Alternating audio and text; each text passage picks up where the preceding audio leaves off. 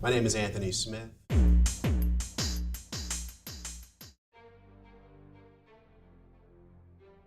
So, Emergence Christianity. Emergence Christianity Conference, a national gathering with Phyllis Tickle and her friends. I love the history. Her just tracing the history of the Christian movement all the way up into our current situation where we find ourselves in Emergence Christianity. I want to give a shout out to Jopa Productions.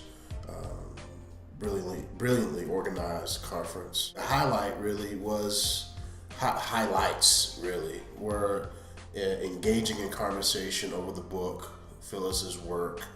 The visual art by Paul Supase was fabulous. But another highlight was catching up with old friends.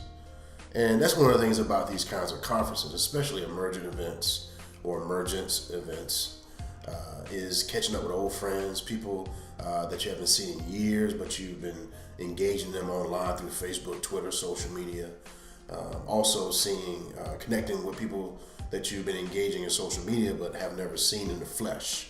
That part is always exhilarating, and just catching up with old people, old friends, meeting new people, meeting younger people that are just now engaging into the conversation, or people who are just finding on-ramps into the conversation. Which leads me to say that I did have to do a lot of explaining during this conference on a number of lines: gender, race, diversity.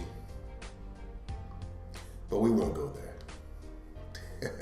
And the reason is that there's a lot of blog posts out there that have been really gracious, but also offer some really, I think, healthy pushback. The thing is that that's the beauty of this conversation. We can all agree on a few things, but we realize that we don't have to agree on everything, right? Pre-conference, one of the things I got to experience was a summit of a number of people that were concerned about and interested in the future of emergence Christianity, in particular in North America. Question that kept surfacing was, is emergence Christianity a movement, or is it simply still a conversation among friends who have a shared sensibility about what's going on in our circles? And there would seem to be some debate about that from both sides. Really good discussion from that, wherever you land on that whole piece. I still land on the side of my friend Brian McLaren, who says it's still kind of a conversation. And the reason being is that there's some things that we're going to have to make more forcefully. I hate to say that word forcefully, but I'm just going to make it. We got to make some more forceful demands of ourselves as far as diversity, as far as justice issues, poverty, larger global issues, and allowing other voices to give primacy in the choir. Now that said, I do have to say this part is that I was actually offered an opportunity to give a presentation, a 6-minute presentation, but for a number of reasons, I did not do that. So people wondering why maybe there wasn't more of a diversity out there, and there was. You had people like Bruce Reyes Chow, you had Stephanie Spellers, along the lines of racial diversity and gender diversity. I mean, you had a number of other people, and they were a part of this summit. So the summit gathering had a diversity, a range of people across, and the summit was basically leading voices, people that have a vested interest in seeing this conversation go into a movement mode. And I'm still thinking about movement when Brian made the comment that every movement has to make demands. And so the question is, what demands are we making? Really, are we making? And there's nothing wrong with having a conversation with friends. That in itself is, I think, liberationist.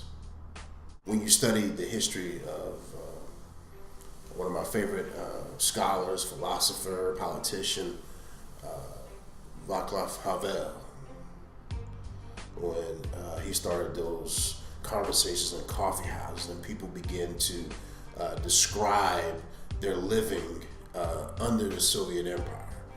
All they simply had was conversation, and people just simply using poetry and prose and just describing and engaging in conversation about their everyday lives turned out to be a very revolutionary thing in Soviet Russia. So I don't want to downplay the power of conversation among friends, especially in a world where we still live in this world, not just in other parts of the world, just even here where it's hard sometimes to have a conversation just because I may believe this point of doctrine, or I may not agree with you with this point of doctrine or belief or history or Christian thing.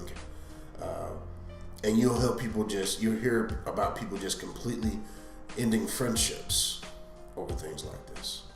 And that's not good. You hear people even getting violent with their words because they may disagree with each other over some point of doctrine. So conversation in that context, conversation in a world like that is truly revolutionary, really. We still need to make demands. We still need to make demands, even in light of